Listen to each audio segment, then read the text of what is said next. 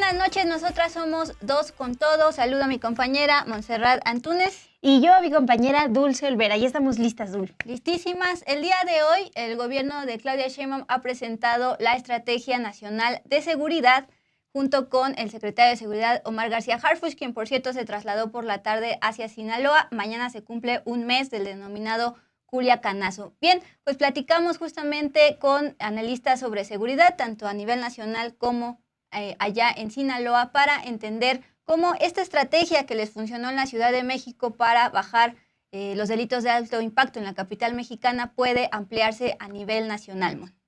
Así es, Dul. También tenemos información sobre en qué va la reforma al Poder Judicial. Bueno, ya se aprobó, pero ya saben, pues hubo hoy una reunión de la ministra Norma Piña con el presidente del Senado, Gerardo Fernández Noroña. Hay información sobre eso, también unos datos que recientemente compartió la ministra Lenia Batres.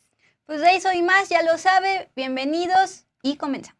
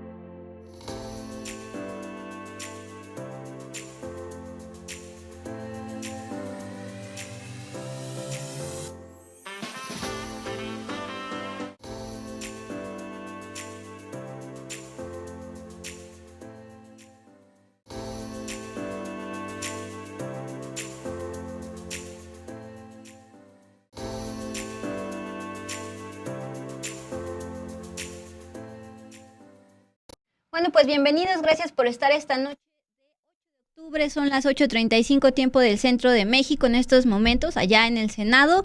Las comisiones están sesionando porque se prevé que el día de hoy, dado que Morena y aliados tienen mayoría, pase el dictamen de las leyes secundarias que envió esta misma semana, el día de ayer, la presidenta Claudia Sheinbaum en torno a las leyes secundarias de la reforma al Poder Judicial, que básicamente detallan cómo será el proceso electoral de juzgadores, cómo la ciudadanía va a votar por jueces, magistrados y también ministros. Esto está sucediendo justamente esta noche, pero más atrás, en la tarde, pues aconteció algo que es digno de fotografía, de video, es decir, en un evento que fue para celebrar los 200 años del Senado, pues se vio a la representante del Poder Judicial, la ministra presidenta Norma Piña, al lado de precisamente, estamos viendo en pantalla, Fernández Noroña, es decir, la cabeza, el representante del Poder Legislativo, particularmente el Senado. Y esto pues habría sido totalmente intrascendente si no se estuviera pues justamente teniendo este roce entre el Poder Legislativo y el Poder Judicial en torno a la reforma al Poder Judicial. Ya fue publicada en el Diario Oficial de la Federación y en estos momentos estamos en el tema de las leyes secundarias. Hoy se prevé que se apruebe en comisiones y que mañana ya suba al Pleno del Senado, mañana miércoles 9 de octubre. Bien, pues en esta reunión, el presidente de la mesa directiva del Senado, Gerardo Fernández Noroña, informó que hay un acuerdo, sí, con la ministra presidenta Norma Piña, para retomar el diálogo. ¿Cuál es el acuerdo? Retomar el diálogo entre los representantes de los tres poderes de la Unión. En medio de esta polémica, roces entre el Poder Legislativo y el Judicial, la ministra presidenta Norma Piña acudió hoy a la Cámara Alta para la conmemoración del bicentenario de la instauración del Senado, 200 años. En este evento, que se realizó en la antigua casona de Xicotecal, Gerardo Fernández Noroña se sentó al lado de la ministra Piña y le dio la bienvenida. Fernández Noroña dijo esta tarde a medios: sí, hay un acuerdo, aún en las condiciones más difíciles, de mantener el diálogo. Este es el acuerdo central, inicial, y de ahí en adelante todo lo que podamos construir me parece que será muy positivo. Hay disposición nuestra y del Poder Judicial de buscar los puntos de coincidencia. Además, añadió en este chacaleo: me parece muy importante que esté dispuesta al diálogo y que espero que materialicemos acuerdos que superen toda la controversia que ha habido. En contraste, Mon, así como Fernández Noroña dio estas declaraciones a la prensa para detallar lo que se había realizado en esta reunión privada entre la ministra presidenta Norma Piña, su asesora relacionada con Reyes Heroles y el equipo del Poder Legislativo. Bien, en contraste, pues vimos a una ministra Norma Piña no queriendo hablar con la prensa, se salió rápido de la casona de Xicotecas, dio monosílabos como respuestas en vez de pues justamente ser un poco más transparente para la opinión pública en lo que se llevó a cabo en torno a esta reunión privada. Bien, pues justamente eso, Mon, sí hay un acuerdo, pero el acuerdo es diálogo y reiteró esta tarde en entrevista con los periodistas Fernández Noroña que no van a mover ni un solo punto en torno a la esencia de la reforma al Poder Judicial. Tan no van a mover que en estos momentos las comisiones tanto de Gobernación como de Estudios Legislativos sesionan esta noche para discutir y votar las leyes secundarias de la reforma al Poder Judicial enviadas por la presidenta Claudia Sheinbaum el día de ayer y todo su equipo jurídico. Les decía, estas leyes secundarias básicamente detallan cómo va a ser la elección popular de jueces, de magistrados y de ministros en junio próximo del 2025 y luego la otra mitad en 2027. Al tener mayoría Morena y aliados en estas dos comisiones, se prevé que se apruebe esta noche y mañana suba al Pleno. Por el lado del bloque opositor, el senador panista Ricardo Anaya dijo lo siguiente, porque él está enfocándose en lo que va a aparecer en las boletas. Acuérdate que pues en la secretaria, bueno, cuando era secretaria de Gobernación, Luisa María Alcalde mostró en algún momento en la conferencia cómo sería la boleta de los ministros, pero imaginemos pues las boletas más chonchas en cuanto a jueces y magistrados. Bueno, esto es lo que está diciendo el senador plurinominal Ricardo Anaya, justamente en esta sesión que estamos viendo en pantalla y que ya se alargó, llevan más de 2 horas. Morena tiene el control absoluto de cada una de las candidaturas, es decir, están engañando a la gente diciendo que van a poder votar de manera libre y secreta porque ustedes van a definir quién aparece en la boleta, es decir, está subrayando que dentro de estas leyes secundarias se asegura que Morena, que está en el poder tanto ejecutivo como legislativo en mayoría, van a palomear primero quiénes van a aparecer en la boleta. No va a haber una persona en la boleta que no esté palomeada por ustedes. Solo después de esta evaluación va a pasar a la famosa insaculación, mejor conocida como tómbola. Entonces, esta es la observación que realiza pues el panista Ricardo Anaya, recién regresado de su autoexilio en Estados Unidos por señalamientos de corrupción, particularmente reforma energética, Mon. Así es, Duli. También una noticia, una información que se compartió recientemente hace unos minutos antes de entrar acá en vivo en Con Todo, en el 2 con Todo. Bueno, la ministra Lenia Batres compartió unas gráficas en donde vemos, es una gráfica, y ahí informa que hasta el pasado 3 de octubre se habían presentado un total de 138 demandas de amparo en contra de la reforma judicial. Esa es la información que comparte. Estamos viendo que, de acuerdo con estos datos, 35 demandas de amparo han sido admitidas, 29 fueron concedidas, otras 5 negadas. Y también, bueno, los que están pendientes al trámite son 25 y los impedimentos e incompetencias son 70. Lo que destaca, y en otra imagen dio más detalles la ministra Lenia Batres, es que esta información se obtuvo de acuerdo a los datos públicos que están disponibles en el Sistema Integral de Seguimiento de Expedientes del Consejo de la Judicatura Federal. Bueno, detalla que en 56 de estos 138 juicios de amparo que se han promovido, se concedieron una suspensión provisional, mientras que en otros 8 se negó. También se concedió la suspensión de plano, es decir, de oficio en 36 asuntos, y en otros 9 se negó. La suspensión de plano es una medida cautelar que se otorga cuando, de acuerdo con el juzgador, este acto reclamado viola el artículo 22 de la Constitución. Esos son parte de los detalles que dio la ministra Lenia Batres, les comento, hace unos minutos en sus redes sociales. Hasta el momento, les repito, 8 amparos han sido desechados. Algo que destaca la ministra Lenia Batres es que de las 138 demandas de amparo contra la reforma judicial, en más de la mitad, las juezas y jueces que han conocido de estos casos se declararon impedidos o legalmente incompetentes. Aunque ella menciona, deberían haberse declarado así el 100%, bueno, por esta improcedencia. Y pues lo que está destacando acá es la cuestión de 138 demandas de amparo contra la reforma al Poder Judicial. Les repito, el dato está actualizado hasta el 3 de octubre. Pues yo le llamo el modus operandi del bloque opositor. Ha presentado impugnaciones y demás recursos jurídicos a lo largo del gobierno pasado y actualmente también contra cualquier reforma que provenga de la denominada Cuarta Transformación. Lo hizo con la eléctrica y con la también electoral. Ahora lo está haciendo con la judicial y llama la atención que a pesar de más de 100 demandas de amparo, pues estén bateando algunas, pues justamente por las irregularidades con las que se están presentando las críticas. Y déjame resaltar lo de siempre de Lenia Batres, a diferencia de otros ministros, su apuesta por la transparencia. No nos daríamos cuenta de estos datos si no los notearan desde su equipo de comunicación.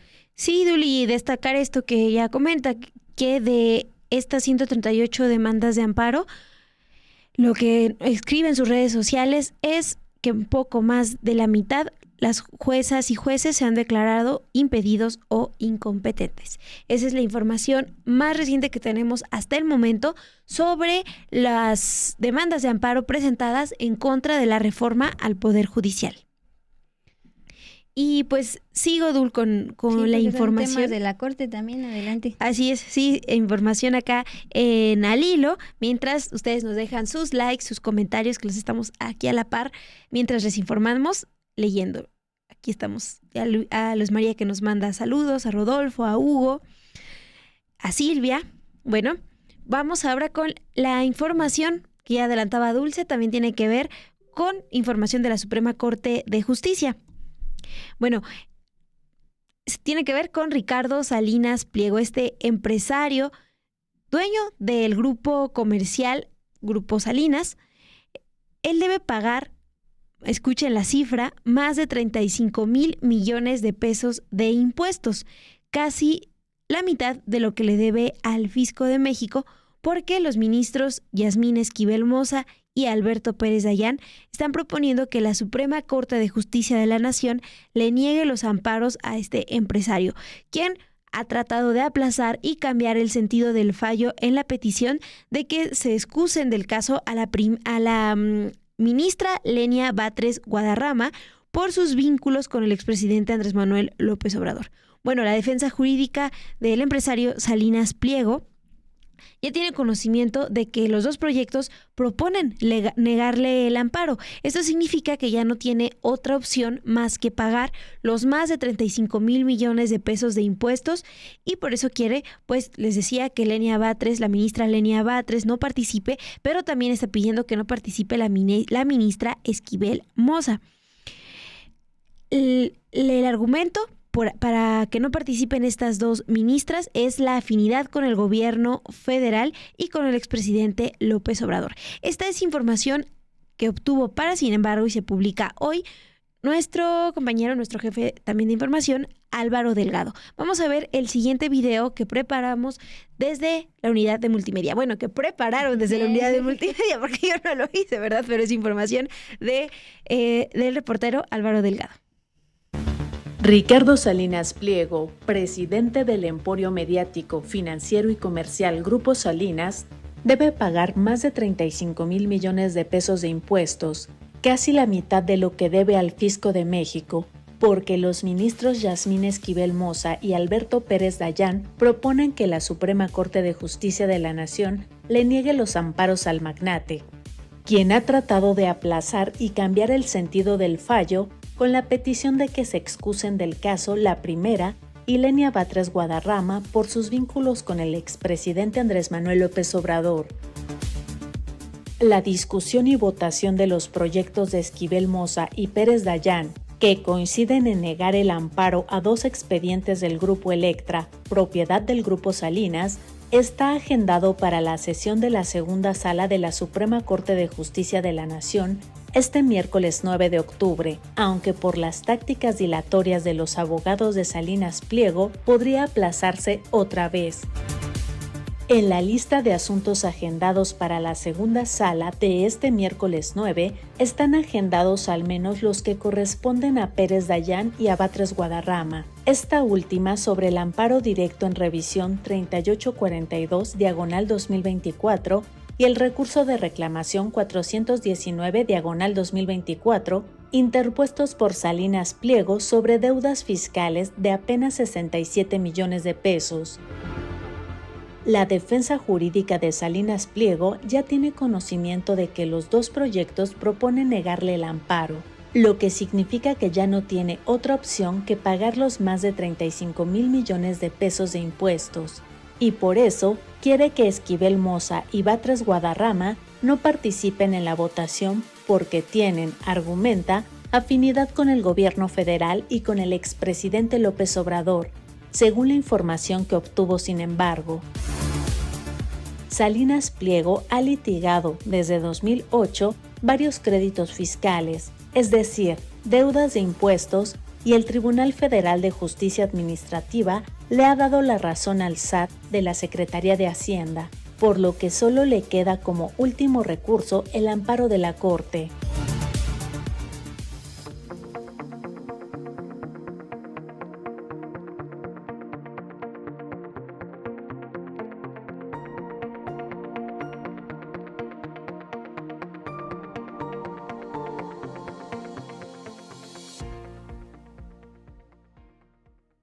Bien, pues gracias a nuestro jefe de investigación Álvaro Delgado por este reporte y saludamos a los que se están uniendo a este espacio de Dos con Todo.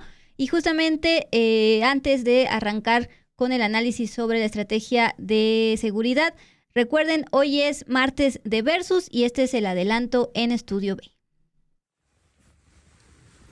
Hay nuevo Versus y hoy hablamos sobre seguridad. En la mañanera, la presidenta Claudia Sheinbaum y el gabinete hablaron sobre la estrategia, qué viene, qué vamos a hacer, qué no vamos a hacer, pero creo que yo, y personalmente digo, tengo una gran duda. ¿Qué va a hacer el fiscal Hertz Manero con tanta chamba? Y es que no es cualquier tema, es algo que ha estado en el foco durante los últimos 6 años y seguramente en los que vienen, así que decidimos hacer este versus y poner algunos de los acentos que creemos hacían falta. El gran pendiente del sexenio de AMLO fue la seguridad. Ahora presentan esa estrategia de seguridad nacional en donde vemos, sí, que se van a reforzar estas causas y que además pues se van a tocar diversos problemas, como decía Meme, ¿qué va a pasar con el fiscal general de la República, Alejandro Hertz Manero? Descúbralo, porque aquí desmenuzamos cada uno de estos planes que tienen en el gobierno de México, porque analizamos el crimen versus México. Nos vemos este martes por Estudio B, ya sabe, a las 10 de la noche es el estreno y si no nos alcanza a ver en vivo, lo puede ver el día que usted quiera por Estudio B o por Sin embargo al aire, que también se estrena los miércoles a las 4 de la tarde. Hemos llegado a nuestra sección de Con Todo y como les adelantábamos es un análisis de la Estrategia Nacional de Seguridad presentada el día de hoy por el gobierno de Claudia Sheinbaum, particularmente por el secretario de Seguridad Omar García Harfuch. Primero les vamos a presentar pues una plática que tuvimos con Salvador Guerrero. Él actualmente es el titular del C5 aquí en la Ciudad de México, pero ha estado como colaborador en el Gabinete de Seguridad desde que Claudia Sheinbaum era jefa de gobierno de la Ciudad de México, también con Martí Batres y actualmente con Clara Brugada, jefa de gobierno de la capital mexicana. Bien, también hicimos un análisis particular al caso de Sinaloa, porque el día de mañana, 9 de octubre, se cumple un mes de lo que se denomina Culiacanazo, un Culiacanazo más, enfrentamientos entre dos células del cártel de Sinaloa, y también traemos cifras de casos de desapariciones, pero sobre todo decir que la hazaña que logró el gobierno de la entonces jefa de gobierno de la Ciudad de México, Claudia Sheinbaum, en la Ciudad de México, que fue bajar cifras delictivas como de robos y homicidios dolosos, se podría ampliar a nivel nacional. Pues vamos con todo.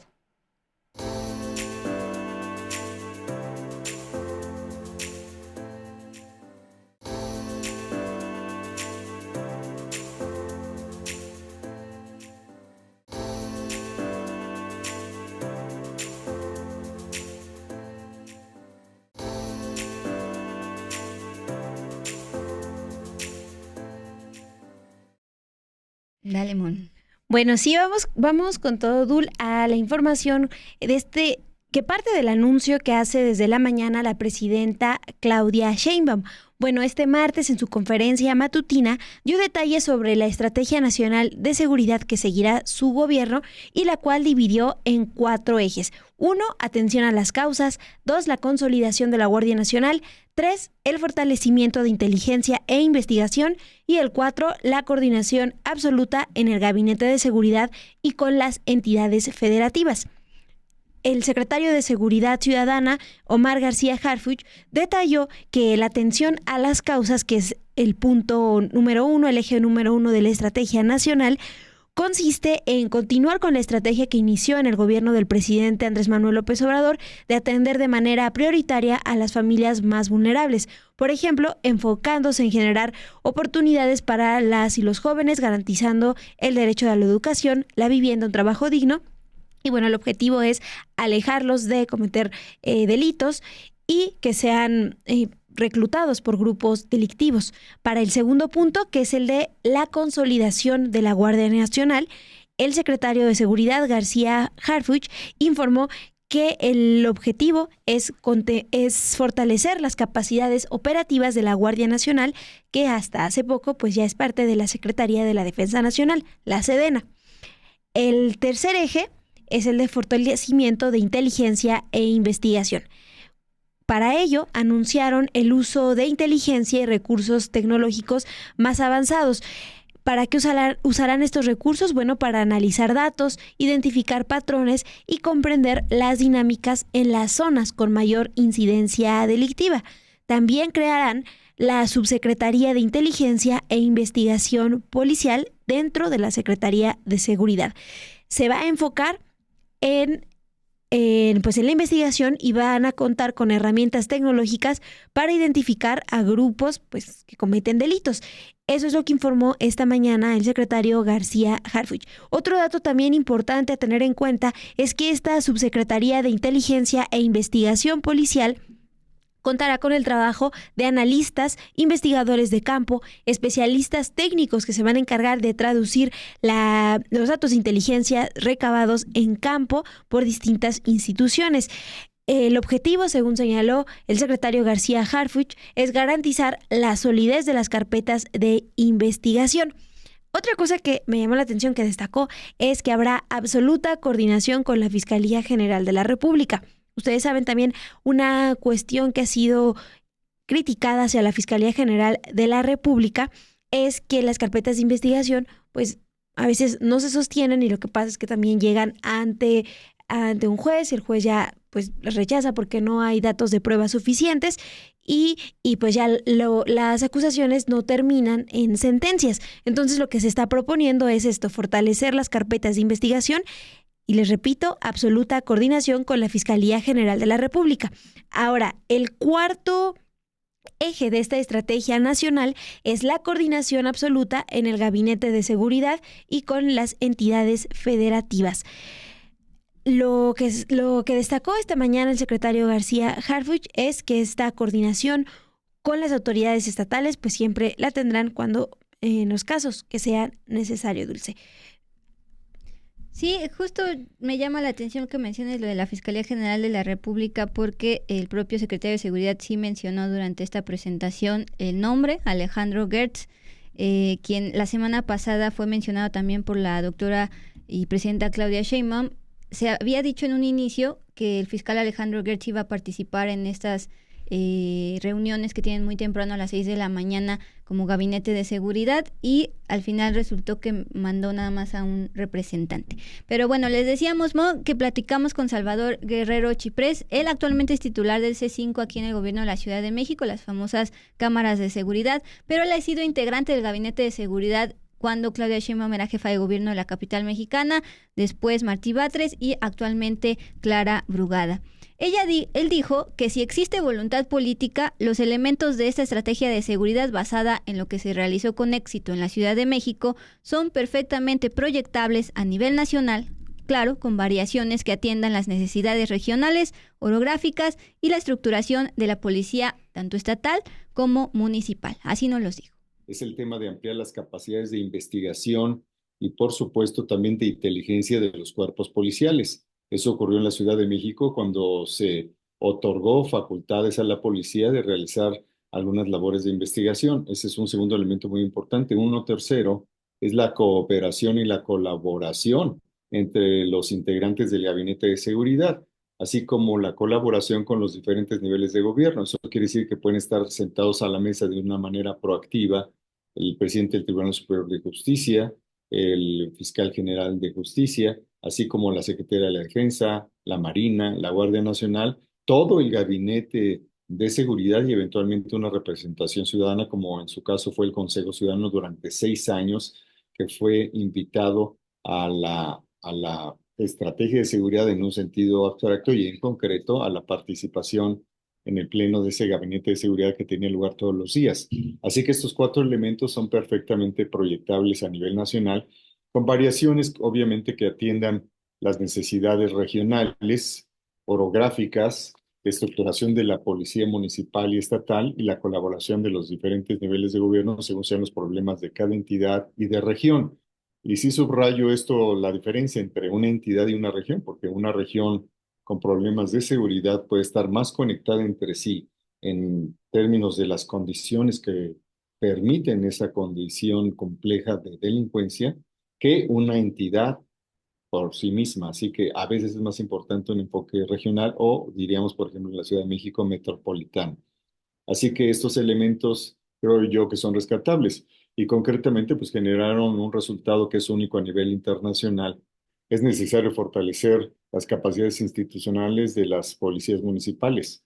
Ahora bien, ¿es indispensable ese fortalecimiento para que haya resultados? No necesariamente, porque puede haber una fortaleza investigativa y de acción colaborativa de los estados y la federación que puede inducir, que puede provocar disminuciones importantes en la incidencia delictiva. Sí es un factor que idealmente debería estar, pero yo veo que eso pues, va a tardar mucho tiempo antes de que podamos decir que en los más de 2.400 municipios hay en cada uno una policía bien pagada y capaz. Yo creo que eso está bastante lejos y mientras tanto lo que sí tenemos a la vista es decisión política, gabinete de seguridad, disposición de los gobernadores y capacidades de actuación que también pueden representar una palanca para disminuir la incidencia delictiva regional o estatal. Como vimos durante la conferencia matutina en la presentación de la Estrategia Nacional de Seguridad ya del gobierno federal, los puntos, estos 4 ejes están muy basados, y como lo había venido diciendo la presidenta durante la campaña, muy basados en lo que se realizó en el gobierno de la Ciudad de México, ciudad donde sí hubo una importante baja de delitos de alto impacto, particularmente homicidios dolosos y bastantes tipos de robo. Bien, pues justamente en este periodo de 2018 a 2024, en la Ciudad de México, los delitos de alto impacto, homicidios y robos, tuvieron una reducción generalizada de 61%. Esto de acuerdo con cifras que el día de ayer presentó el secretario de Seguridad de la Ciudad de México, Pablo Vázquez, precisamente en la presentación de gabinete a nivel Ciudad de México. Repito, reducción generalizada de 61%, tanto de homicidios dolosos como de diferentes tipos de robos durante estos años de gobierno de la doctora Sheinbaum y Martí Batres. Bien, esta administración de la ahora presidenta Sheinbaum, pero cuando era jefa de gobierno, y que por cierto fue tras el gobierno de Miguel Ángel Mancera, comenzó con un promedio de 4 homicidios dolosos por día y se cerró con un promedio de 2.4 homicidios dolosos al día. Respecto a la extorsión, que también se tocó el tema hoy por el secretario de Seguridad García Harfuch, que es verdaderamente una preocupación para negocios y demás comerciantes que lo han estado batallando. Sobre la extorsión, aquí en la Ciudad de México se disminuyó 42% entre enero y septiembre del año 2019 y enero y septiembre de este año. Así lo destacó Pablo Vázquez, secretario de Seguridad de la Ciudad de México, el día de ayer. Eso nos permitió dar los siguientes resultados. Se definió al inicio de la administración un catálogo de delitos de alto impacto. Esta definición es una herramienta de política pública en la que se define en dónde concentramos y dónde ponemos el acento de nuestros recursos. Y esos delitos que son el catálogo que pueden ver ahí desplegado tuvieron una reducción generalizada del 62% en la administración. La siguiente. Un descenso histórico en la violencia en la ciudad. Se inició la administración con un promedio diario aproximado de 4 delitos por día y se cierra la administración con un promedio de 2.4 delitos en una estabilización. Bueno, estas cifras que presentaron desde el gobierno de la Ciudad de México no contemplan, por ejemplo, los datos de feminicidios o desapariciones, pero la información que sí tenemos es que en agosto del 2019 el Secretariado Ejecutivo registró 36 carpetas de investigación por feminicidios en la Ciudad de México. En agosto del 2024, los últimos datos disponibles, se reportan 37 carpetas de investigación. También, ante el incremento de desapariciones en la Ciudad de México, en los últimos 5 años, en el 2019, se creó la Comisión de Búsqueda de la capital. Entre el 5 de diciembre del 2018 y el 30 de septiembre del 2024, esta Comisión Nacional de Búsqueda, la Comisión Nacional de Búsqueda, reporta un total de 4.259 personas que no han sido localizadas en la Ciudad de México.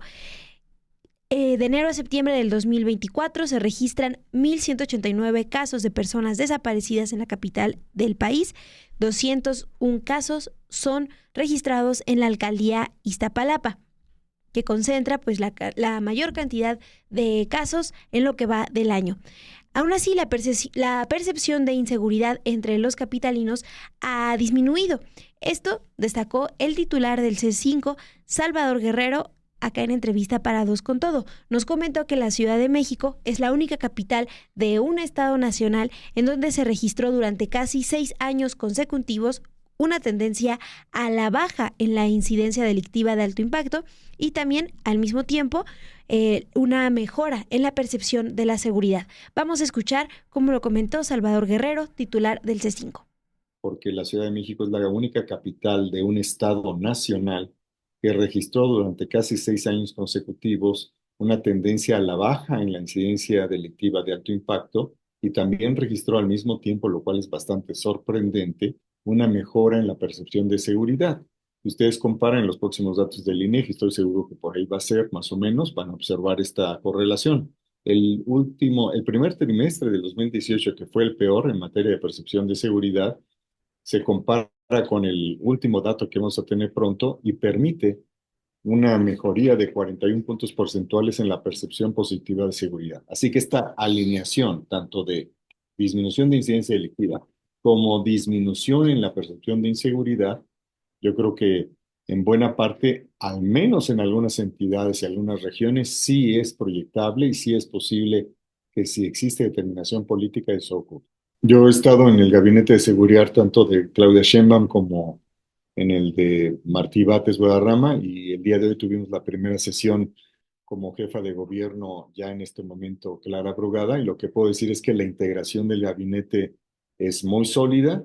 Creo que el ánimo de cooperación y colaboración que ahí se exhibe también es muy consistente y se refleja en el hecho de que la Ciudad de México es campeona nacional en número de detenciones de personas que son generadores de condiciones de inseguridad o inclusive objetivos de alto impacto. Tiene el primer lugar nacional y también en células delictivas desmanteladas, así que yo creo que eso es muy importante y hay que mantenerse en esa misma línea. Así que, dado que buena parte del gabinete ya tiene esa experiencia, sobre todo representantes de la Marina, de la Defensa y de la Guardia Nacional, y dado que muchos de los que estamos ahí también la tenemos, y en particular que existe una vocación digamos, ejecutiva, sistemática, sensible y también con mucho contenido social de parte de Clara Brugada, si es posible esperar que este gabinete tenga resultados.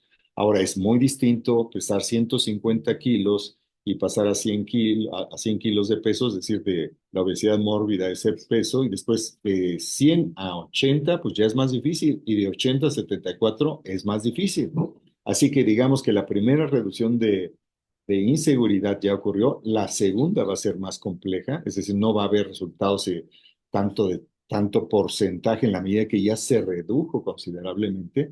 Sin embargo, hay que insistir en que esos resultados que sean potenciales se logren y eso solamente puede ocurrir si existe liderazgo y si existe una capacidad y cooperación dinámica y actuante de manera cotidiana para generarlos. Justamente sobre este concepto de percepción de inseguridad, más allá de las cifras o denuncias de diferentes delitos, también el secretario de Seguridad actual de la Ciudad de México, Pablo Vázquez, dijo que en el segundo trimestre de este año, el 51% de capitalinos consideró que vivir en la Ciudad de México es inseguro, es decir, la mitad, pero aún así ese 51% es el nivel más bajo en los últimos años. Además, la confianza en la policía capitalina creció de 37% en 2019 a 47.8% en el segundo trimestre de 2024, es decir, durante esta estrategia de gobierno de Claudia Sheinbaum en la Ciudad de México, también aumentó la confianza en la policía, que pues no es sencillo esto por los antecedentes de represión, por ejemplo, en épocas de Mancera y demás. Bien, la estrategia de seguridad en la CDMX contempla también atención a las causas con programas enfocados a los jóvenes que habitan zonas con niveles de violencia, como la beca para empezar y ojo con Barrio Adentro. Esta misma mañana, durante su conferencia, la presidenta Claudia Sheinbaum justificó este tema del Barrio Adentro.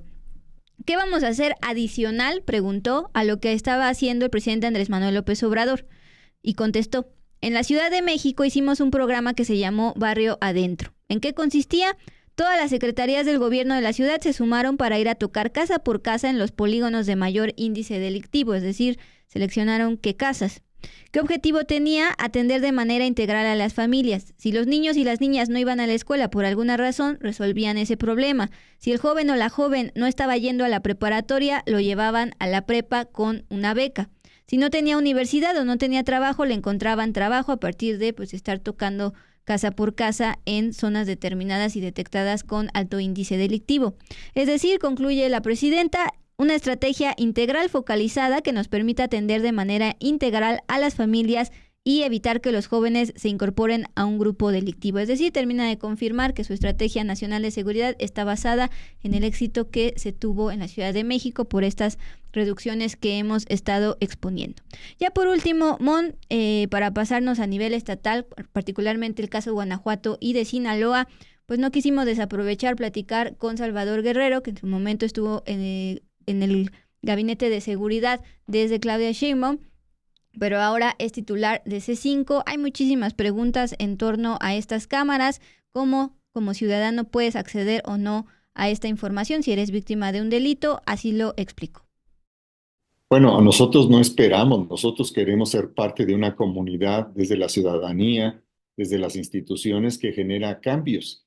Y con base en lo muy bien logrado que tuvo mi antecesor, el señor Juan Manuel García Ortegón, yo creo que la parte tecnológica todavía se puede fortalecer más en la medida que se revisen todas las cámaras y todas aquellas que no tengan mantenimiento, que pudieran estar ya en momentos de obsolescencia, enriquecer el potencial de vigilancia tecnológica con esta idea que tiene Clara Brugada de su monitor 960, que para efectos del C5 implica llegar en 6 años a 140,000 cámaras. Eso puede contribuir considerablemente a generar una inteligencia mayor desde el punto de vista institucional, pero nosotros creemos que el C5 debe ser también apropiado por la ciudadanía, impulsado por ella, y a partir de apropiarse del C5 desde las iglesias, las escuelas, los empresarios, los partidos políticos, los cuerpos legislativos, los organismos de gobierno local y federal, sea el C5, sean los 7 C2 o cualquier C5 en cualquier lugar del país, en la medida en que la gente se apropia de la estrategia,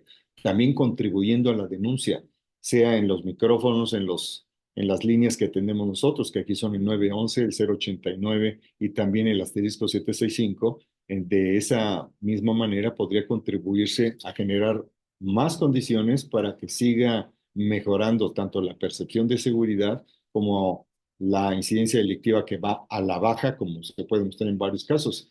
Y quiero destacar un dato muy importante, que en materia de secuestro, que era una de las principales problemáticas hace 20 años, y todavía al inicio de la administración que concluyó recientemente, pues había, digamos, indicadores muy, muy preocupantes. Y lo que podemos decir es que hay una disminución de cuando menos 82% en términos de secuestro en la Ciudad de México, y ojalá que si hay una estrategia semejante con sus adaptaciones regionales o estatales a nivel nacional, lo mismo ocurra en términos de evitar el secuestro y disminuir la incidencia delictiva, que en buena parte está asociada a los conflictos que tienen entre diferentes organismos delictivos y sus permanentes, perpetuas escisiones. Así que yo creo que sí es importante observar, primero, que no puede ser, digamos, mecánica la traslación a lo nacional, y no lo está haciendo por la presentación que hizo Omar García Harfuch el día de hoy, no está siendo mecánica, pero también observar que lo que es positivo sí se proyecte y se adapte a las condiciones de las entidades y de las regiones. Bueno, en primer lugar, no todos los espacios de la ciudad están cubiertos por las cámaras. En segundo lugar, digamos, el principio debe ser generar un equilibrio entre los derechos que tiene la ciudadanía a sus datos personales y a su privacidad, y el equilibrio que implica contribuir con elementos de prueba al sistema de procuración de justicia. Así que tiene que haber un equilibrio. No todas las exigencias tienen que ser atendidas. No necesariamente si es la parte interesada, es otra parte que las está solicitando, en qué condiciones las solicita. Yo creo que ese es un balance que en cada caso se tiene que hacer. Y yo le hago una pregunta a usted: ¿cómo distingue usted de los delincuentes que pudieran estar pidiendo imágenes de terceros o incluso de ellos mismos que estuvieran disponibles en las cámaras? Bueno, con este antecedente de los resultados de lo que se ha hecho en la Ciudad de México para disminuir delitos como homicidios, pues el gobierno federal es que presenta hoy su Estrategia Nacional de Seguridad. Esta mañana también se informó de los estados con más índices de homicidios.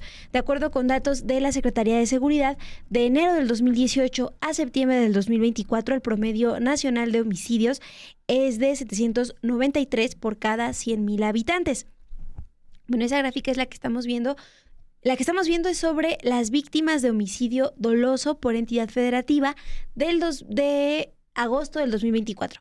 El estado con más víctimas de homicidio doloso, como pueden ver ahí, es Guanajuato. Después sigue Baja California y Guerrero.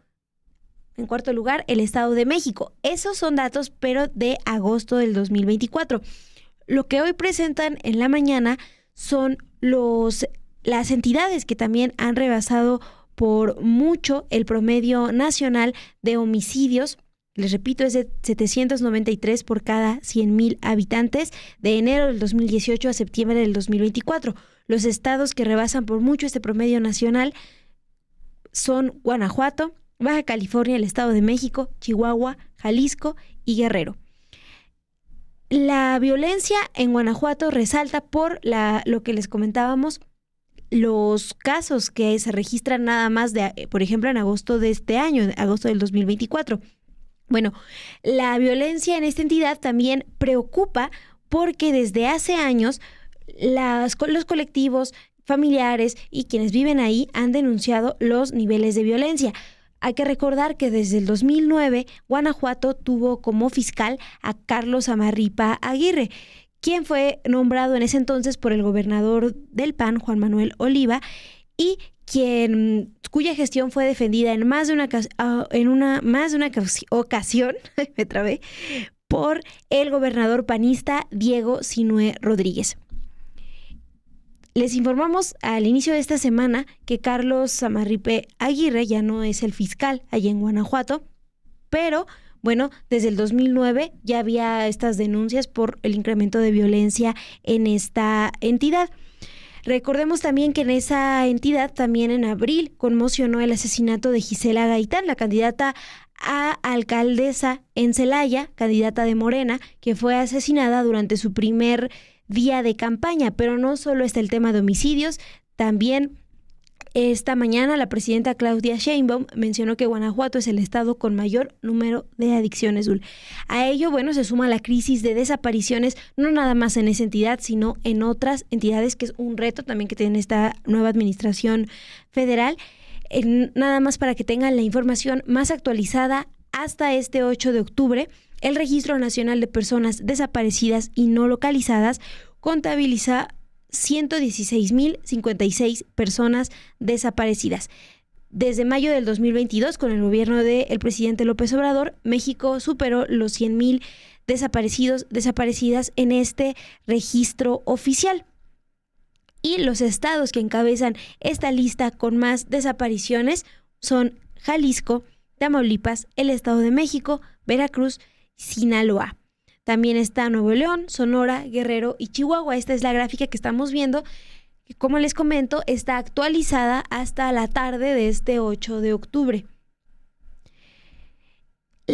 En cuanto a desaparición específicamente de mujeres, los estados con más desapariciones son el Estado de México, Tamaulipas, Jalisco y la Ciudad de México, Dul.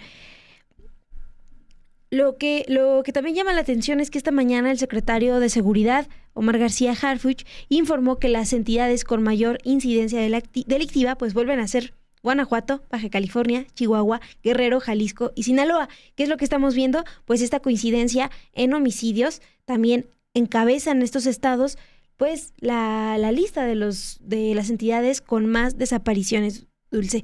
Estos datos se los quisimos compartir pues para que dimensionemos no nada más la cuestión de la violencia, poniendo énfasis en los homicidios, Dulce, sino también pues las desapariciones que están ahí pendientes.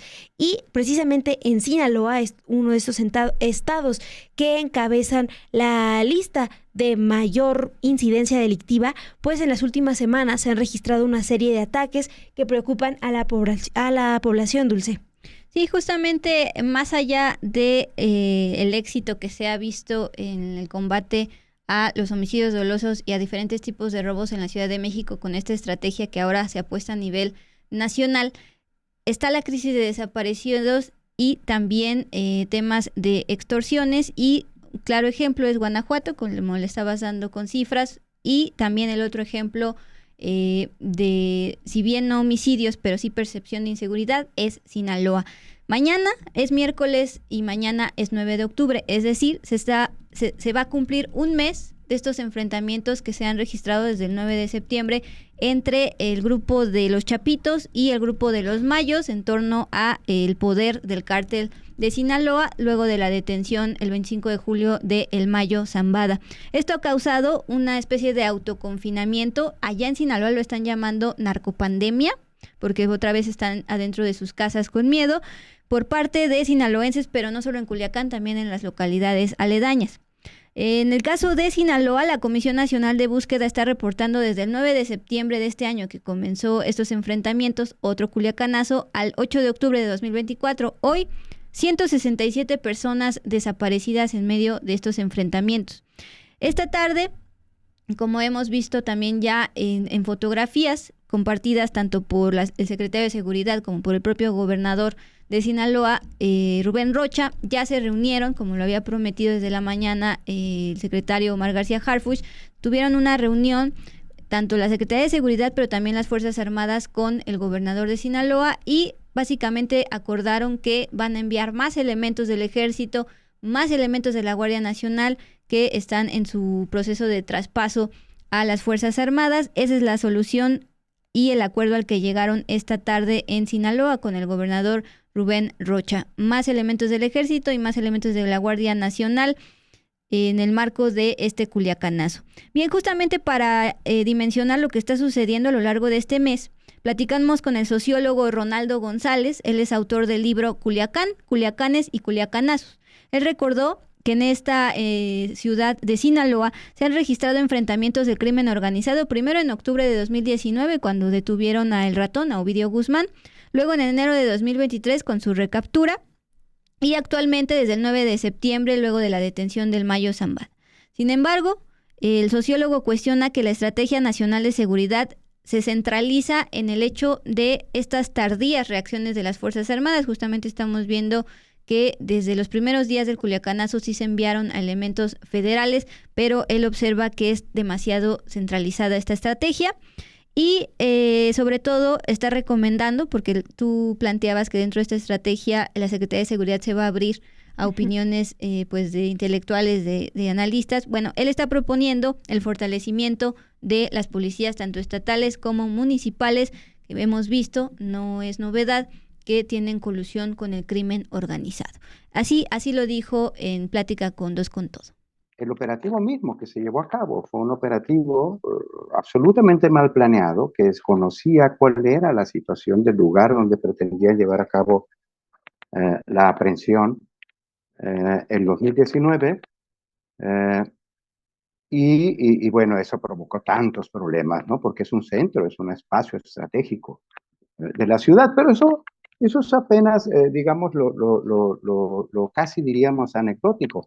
En realidad este desconocimiento se vuelve dramático cuando ocurren episodios, ya no solo como el del segundo Culiacanazo, o segundo Jueves Negro, el 2023 en enero, sino en particular en esta escalada tan prolongada de violencia que hemos padecido ya no solo los culiacanenses, sino buena parte de la población de Sinaloa, en diferentes localidades y en diferentes ciudades, e inclusive en carreteras y en autopistas, en vías de comunicación diversas.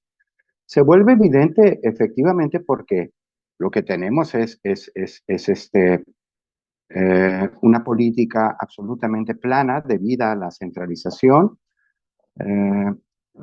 que está actuando de manera totalmente reactiva. El gobierno federal, debido a esta centralización, como en alguna ocasión lo comentó Alejandro Ope, recuerdo, los gobiernos locales, estatales, en buena medida se descargan de responsabilidad por esta centralización. Todo se va a la Guardia Nacional y a las fuerzas militares. Desde el 2021 desaparecieron Fortaseg y Fortamun, que eran dos fondos que permitían el fortalecimiento, el adiestramiento, el equipamiento de los cuerpos policíacos locales. Bueno, sabemos que los cuerpos policíacos locales tienen muchísimos problemas en todo el país, en todos los estados y en todos los municipios. Bueno, eso es parte de lo que nos comentó Ronaldo González en entrevista. También, Dul, lo que queremos destacar es que durante este mes, pues familiares, habitantes de allá de Culiacán han marchado en Culiacán, en Mazatlán, para mostrar fichas de personas desaparecidas y exigir su localización. El lunes, la alcaldesa electa de Mazatlán, Estrella Palacios, fue interceptada por hombres armados en la autopista Culiacán-Mazatlán y su camioneta fue localizada horas después en la zona sur del municipio. También por el confinamiento, negocios locales y personas que viven al día han tenido problemas económicos. También están los testimonios de maestros y algunos alumnos de diversas facultades, acompañados de trabajadores administrativos, por ejemplo, de la Universidad Autónoma de Sinaloa, que ha rechazado el paro de labores convocado por el Consejo Universitario, porque consideran que las clases en línea también han afectado el rendimiento escolar, por lo que un paro total en estas clases pues perjudicaría más sus estudios. Esto como parte, Dul, de toda pues la violencia que se ha desatado en el último mes en Culiacán. Sí, enfatizar que justamente no necesariamente son homicidios como está midiendo el gobierno federal, pero sí es una verdadera percepción de inseguridad y autoconfinamiento. Quiero contestarle a María Romero porque ella nos está preguntando, ¿por qué adjetivar el nombre de una ciudad, Culiacán, Sinaloa, así, Culiacanazo? No. Y más adelante comenta, ¿por qué hacer estos posicionamientos? No entiendo. Es normalizar, crear glosarios de términos a una ciudad ya de por sí golpeada por la estigmatización. Bien, pues justamente para eso buscamos a habitantes de Culiacán, Sinaloa, en este caso un sociólogo, para ver cómo se vive allá y no caer en esta denominada centralización. Y justamente allá, tanto la prensa como los ciudadanos, pues lo conocen como Culiacanazo porque no es el primero. Hubo uno en 2008, pero más recientemente en 2019, luego de la captura del ratón Ovidio Guzmán, se repitió en enero de 2023, cuando por fin sí se le pudo capturar, y este mes que ellos llaman, pues que ya no es simplemente enfrentamientos, porque ya cumplieron un mes de este autoconfinamiento y particularmente percepción de inseguridad más allá de los homicidios. También les comentaba que ellos allá en Culiacán y municipios aledaños, los directamente afectados, también lo están llamando como narcopandemia. Entonces, son conceptos que ellos mismos están planteando para definir su realidad, que es pues justamente este panorama que planteabas, clases en línea, autoconfinamiento y eso afectaciones a la economía de los culichis y demás. Y sobre todo también pues ya un sentimiento de desesperación. Recordemos lo que sentíamos nosotros en el confinamiento durante la pandemia. Ellos lo están sintiendo durante este mes desde el 9 de septiembre. Ahí está la respuesta a María Romero y gracias por sus comentarios y sus likes. Sí, Dul, y yo acá también agregaría, porque mira, estoy viendo la foto y no sé si es María a quien nos encontramos el día de la cobertura allá en el Zócalo. ¿Te acuerdas? La artista que utilizó el vestido de novia y todo, me parece, caray. sí, no, y entonces en ese sentido, gracias por por lo que nos comentas, pero lo que nos dijo María Romero en esa ocasión, si es María Romero, y si no, pues retomo lo que nos comentó esta María Romero, Sinaloa, ajá, es pues que sí buscan cambiar esa percepción de Sinaloa como un lugar que solo está definido por la violencia. Entonces creo que desde ahí puedo entender ese comentario que nos hace María Romero, y pues que también les dejamos ahí esta perspectiva que es importante, ¿no? Desde una habitante sinaloense, pues el destacar que evidentemente Sinaloa es mucho, mucho más que la violencia, incluso Culiacán también es más que eso, pero pues sí tengamos estas dos perspectivas, estos dos datos. Y es lo que diría sobre eso. A ver si nos contesta, sí. Fue justamente hace 8 días cuando estábamos en el sondeo en el Zócalo que se presentó como María Romero. Es verdad, ahí está. Así es, soy culichi de corazón. Bueno, pues gracias María Romero por estarnos viendo y comentar al respecto de este reporte. Y ahora sí, ya son 9:30, tiempo del Centro de México. Nos vamos con al cierre, Mon. Sí, Dulce, pues bueno, ayer les informábamos de este huracán Milton. Bueno, la Secretaría de Relaciones Exteriores informó que el Consulado General de México en Miami y el Consulado de México en Orlando activaron desde el sábado 5 de octubre el protocolo de emergencia por desastres naturales ante la llegada del huracán Milton a Florida, que ayer les informábamos también, pues había muchas preocupaciones de los habitantes de allá que había recogido la agencia AP. Bueno, los consulados han intensificado sus acciones de protección preventiva dirigidas a la población mexicana que vive en el centro y noroeste de ese estado. Han emitido alertas, han difundido recomendaciones sobre acciones para salvaguardar su integridad física y las de sus familias. El huracán Milton, que se dirige a Florida, podría debilitarse de una categoría 5 a una categoría 3 antes de tocar tierra, pero pues eso no supondrá una gran diferencia en lo que respecta a toda esta intensidad que habrá de lluvias, de vientos. Un dato que nos dan, un concepto, es el de la marejada ciclónica. La marejada ciclónica es el nivel al que asciende el agua del mar por encima de su nivel normal. Aunque la categoría 5 se reduzca a categoría 3, pues no va a suponer una gran diferencia en que les comento, la marejada ciclónica. Y la zona a la que se está dirigiendo Milton tiene también un gran número de arroyos, canales y ríos que también podrían causar problemas más allá de la costa más cercana, Dul. Eso es lo que ha preocupado allá en Florida. Sí, pues justamente se prevé, de acuerdo con la trayectoria de los meteorólogos, que esté tocando tierra en Florida el huracán Milton el día de mañana, miércoles 9 de octubre. Obviamente ya empezaron las evacuaciones, las preparaciones para recibirlo, pero justo llama la atención esta plática que se tuvo con este exdirector de la Agencia Federal para el Manejo de Emergencias allá en Florida, porque incluyéndome se piensa que si es categoría 5 va a impactar más, así es categoría 3, pero en realidad considerando las particularidades allá de Florida, pues más bien es la marejada ciclónica, cuánto sube el agua del mar por encima de su nivel normal, y sobre todo enfatizar que ya había sido afectado por el huracán Helen toda esta entidad, entonces literal les está lloviendo sobre mojado. Y esta mañana el presidente Joe Biden pues alertaba de que podría ser uno de los peores huracanes en la historia, al menos de Florida. Así es, Ul, porque ese término que les explicábamos hace un momento, la marejada ciclónica, también lo que provocó en la región de Tampa Bay pues fueron daños catastróficos. Se inundaron viviendas, quedaron varias montañas de escombros, y pues es lo que está preocupando ahora por el impacto de Milton. Y ya para despedirnos, ustedes recordarán que en marzo del año 2023 hubo un incendio en pues uno de estos lugares donde